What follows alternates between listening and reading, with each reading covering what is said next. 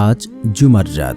আল্লাহ সুবহানাহু তাআলার এই শক্তিশালী নাম গড়ের 4 কোণে দাঁড়িয়ে আপনারা 10 বার পড়ুন। আল্লাহর কসম করে বলছি ভাই, আপনার ঘরে কখনোই অভাব অনটন গ্রাস করবে না, আপনার ঘরে কখনো রোগবালাই প্রবেশ করবে না।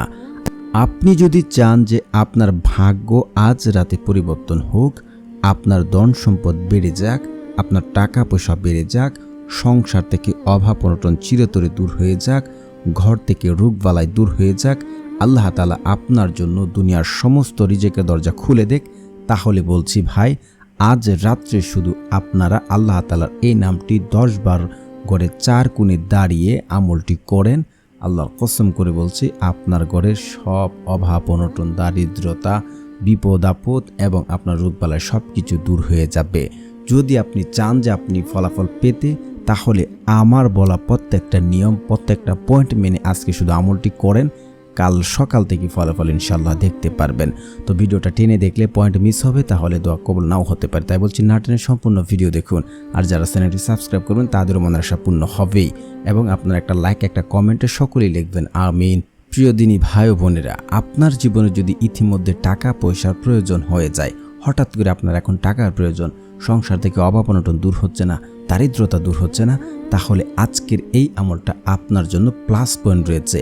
আজকের এই আমলটি হাদিস দ্বারা প্রমাণিত রয়েছে যে জুমার দিন এই সময় এইভাবে আমল করলে আল্লাহ তাআলা তার সকল দোয়া কবুল করে নেন। এটা আল্লাহর ওয়াদা, আর আল্লাহর ওয়াদা কখনোই বরখেলাফ হয় না। সাপ্তাহিক শ্রেষ্ঠ দিন হচ্ছে শুক্রবার। মুসলমানদের জন্য এই দিন অত্যাধিক গুরুত্বপূর্ণ। এদিনের কিছু সময় আল্লাহ বান্দার দোয়া কবুল করেন বলে হাদিসে এসেছে। বর্ণনায় বিভিন্ন সময়ের কথা উল্লেখ হয়েছে, তবে জুমার দিনে দোয়া কবুলের বিশেষ সময় কোনটি সেটা নিয়ে মতানৈক্য থাকলেও দোয়া কবুল হওয়ার ব্যাপারে কারো দ্বিমত নেই। জুমার দিন আপনার দোয়া কবুল হবে মানে এটা 100% গ্যারান্টি এবং নিশ্চিত। আবু হুরায়রা রাদিয়াল্লাহু আনহু থেকে বর্ণিত আছে, রাসূল সাল্লাল্লাহু আলাইহি ওয়াসাল্লাম বলেছেন, জুমার দিনে এমন একটি সময় আছে যে সময়টায় যদি কোনো মুসলমান নামাজরত অবস্থায় তাকে এবং আল্লাহর কাছে কিছু চায়, আল্লাহ তাআলা তার ওই সকল চাওয়া দোয়া কবুল করবেন। এবং এরপরে রাসূল সাল্লাল্লাহু আলাইহি ওয়াসাল্লাম তার হাত ইশারা করে সময়টি সংক্ষিপ্ততার ইঙ্গিত দেন। বুখারী শরীফের হাদিস 6400 নম্বর হাদিস থেকে স্পষ্ট ভাষায় রয়েছে যে জুমার দিন যদি আমরা এই সময়তে আল্লাহ তাআলার কাছে চাইতে পারি আর এই নামে আল্লাহ তাআলার কাছে দোয়া করতে পারি, আল্লাহ তাআলা আমাদের চাওয়া পূর্ণ করে দেবেন। তো অবশ্যই রাত্রে আপনাদেরকে আমলটি করতে হবে, তাহলে আপনার জীবনের দারিদ্রতা, অভাব অনটন সব কিছু দূর হয়ে যাবে।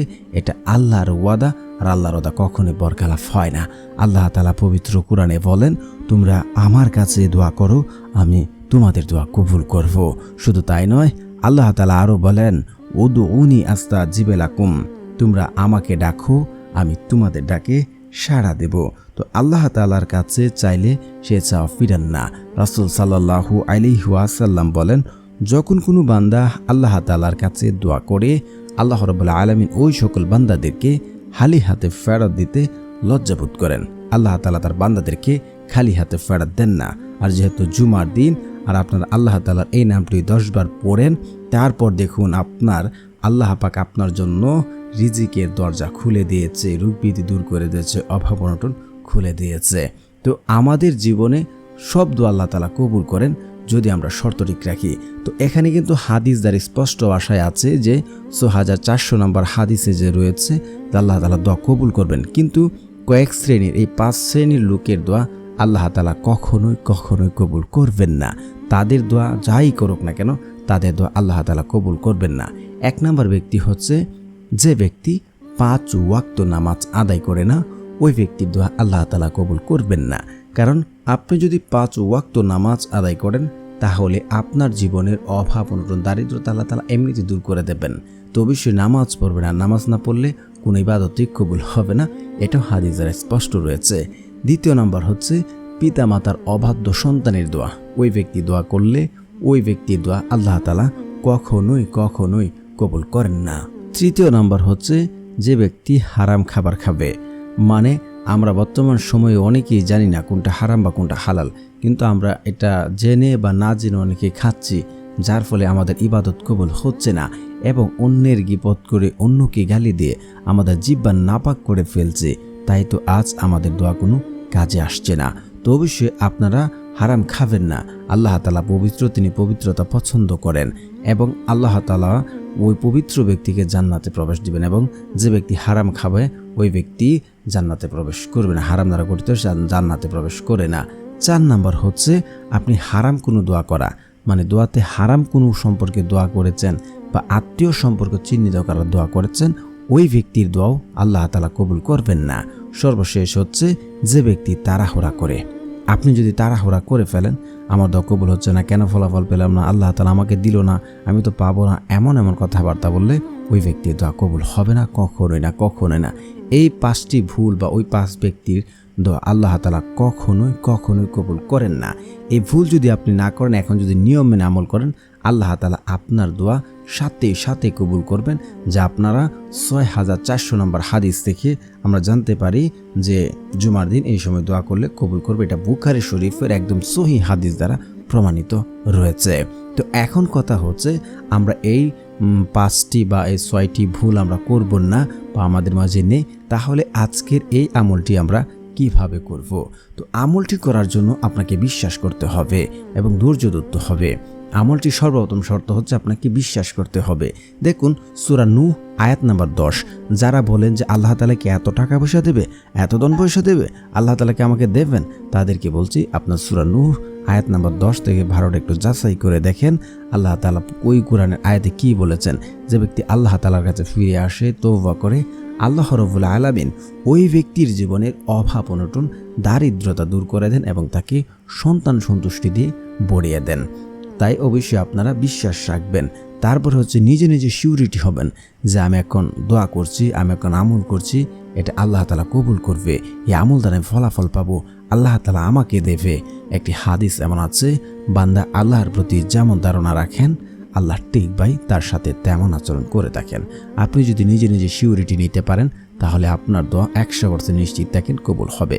তারপরে হচ্ছে আপনারা পূর্বে যে পাপ করেছেন এটার জন্য লজ্জিত হবেন, আপনারা অনুতপ্ত হবেন, দিলটাকে নরম করবেন এবং আল্লাহ তাআলার কাছে কান্নাকাটি করে দোয়া করবেন। আপনার দু চোখের পানি জমিনে পড়ার আগেই আল্লাহ তাআলা আপনার দোয়া কবুল করে নেবেন। কারণ আপনি যখন কান্নাকাটি করে আল্লাহ তাআলার কাছে চাইতে থাকবেন তখন আল্লাহ তাআলার আরশ কাঁপতে থাকবে।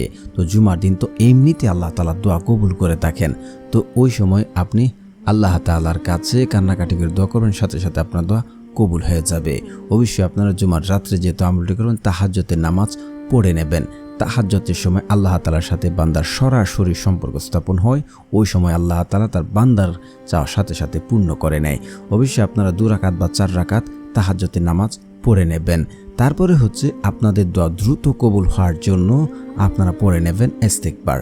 ইস্তিগফারের ভাই বহু ফজিলত রয়েছে। আপনার জীবনের অভাব অনটন রয়েছে, আপনি দারিদ্রতায় পড়ে গেছেন, দেখা যাচ্ছে আপনি দীর্ঘদিন ধরে বেকারত্ব রয়ে গেছেন, আপনি কোনোভাবে কোনো কিছু করে উঠতে পারছেন না, আপনার দারিদ্রতা আপনার পিছু ছাড়ছে না, দেখা যাচ্ছে আপনি কোনো অন্যায় করেননি কিন্তু মিথ্যা মামলায় আপনি ফেঁসে গেছেন, দুনিয়াতে এমন বিপদে আটকে গেছেন যে বিপদ থেকে উদ্ধার হওয়ার জন্য কোনো পথ খুঁজে পাচ্ছেন না। যদি আপনি ইস্তিগফার পড়েন আল্লাহ তাআলা ওই সকল সমস্যা দূর করে দেবেন, আল্লাহ তাআলা কুদরতি পাবে। শুধু তাই নয়, আপনাকে এমন সকল জায়গা থেকে, এমন সকল উৎস থেকে রিজিক দান করবেন যা আপনি কোনোদিন চিন্তা করেননি, কল্পনা করেননি। অবশ্যই আপনারা বেশি ইস্তিগফার পড়ার চেষ্টা করবেন। তবে আজকে আপনারা ইস্তিগফার পড়ে নেবেন 21 বার। আস্তাগফিরুল্লাহ, আস্তাগফিরুল্লাহ, আস্তাগফিরুল্লাহ, আস্তাগফিরুল্লাহ। তারপরে হচ্ছে আপনারা পড়ে নেবেন এই দুটি জিকির 100 বার করে, সুবহানাল্লাহ, সুবহানাল্লাহ, সুবহানাল্লাহ। তারপরে পড়ে নেবেন আল্লাহ, আল্লাহ, আল্লাহ, আল্লাহ। তারপরে হচ্ছে আপনারা পড়ে নেবেন দুরূদ শরীফ, কারণ দুরূদবিহীন দোয়া কখনোই কবুল হবে না, সেটা আসমানে গিয়ে ঝুলন্ত অবস্থায় থাকবে। তো রাসূল সাল্লাল্লাহু আলাইহি ওয়াসাল্লামের উপরে আপনারা দুরূদ শরীফ পড়ে নেবেন, তা না হলে আপনি যাই দোয়া করেন না কেন আপনার দোয়া কবুল হবে না, কখনোই না। তো যারা দুরূদে ইব্রাহিম পারেন না বা যারা পারেন আপনারা দুরূদে ইব্রাহিম পড়ে নেবেন, বা যারা পারেন না আপনারা এই ছোট্ট দুরূদটি আপনারা 11 বার পড়বেন। সাল্লাল্লাহু আলাইহি ওয়াসাল্লাম, সাল্লাল্লাহু আলাইহি ওয়াসাল্লাম, সাল্লাল্লাহু আলাইহি ওয়াসাল্লাম, বা যারা দুরূদ ইব্রাহিম পড়েন আপনারা দুরূদ ইব্রাহিম 11 বার পড়ে নেবেন। তারপরে হচ্ছে আপনারা একবার আয়াতুল কুরসিটা পড়ে নেবেন। আল্লাহু লা ইলাহা ইল্লা হুয়াল হাইয়ুল কাইয়্যুম লা তাখুযুহু সিনআতু ওয়া লা নাউম লাহু মা ফিস সামাওয়াতি ওয়া মা ফিল আরদ মান জাল্লাযী ইয়াশফাউ ইনদাহু ইল্লা বিইজনিহি ইয়ালামু মা বাইনা আইদিহিম ওয়া মা খালফাহুম ওয়া লা ইউহিতুনা বিশাইয়্যিন মিন ইলমিহি ইল্লা বিমা শাআ ওয়াসিয়া কুরসিয়ুস সামাওয়াতি ওয়াল আরদ ওয়ালা ইয়াউদু হিফযুহুমা ওয়া হুয়াল আলিয়্যুল আযীম।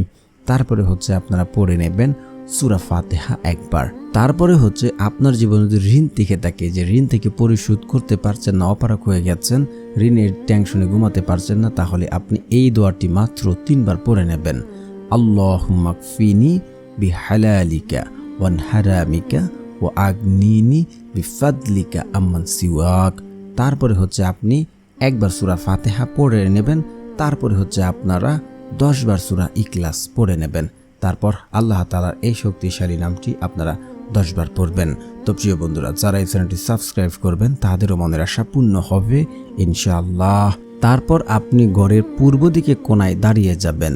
দাঁড়িয়ে আল্লাহ তাআলার এই শক্তিশালী নামটি 10 বার পড়বেন। আর রাজ্জাকু আর রাজ্জাকু আর রাজ্জাকু এর অর্থ হচ্ছে মহান রিজিক দাতা। তারপরে আপনি ঘরের সামনে পশ্চিমের কোণায় এসে 10 বার পড়বেন। তারপর উত্তরের কোণায় গিয়ে পশ্চিমের 10 বার পড়বেন। তারপর পূর্বের উত্তরের কোণায় গিয়ে 10 বার পড়বেন।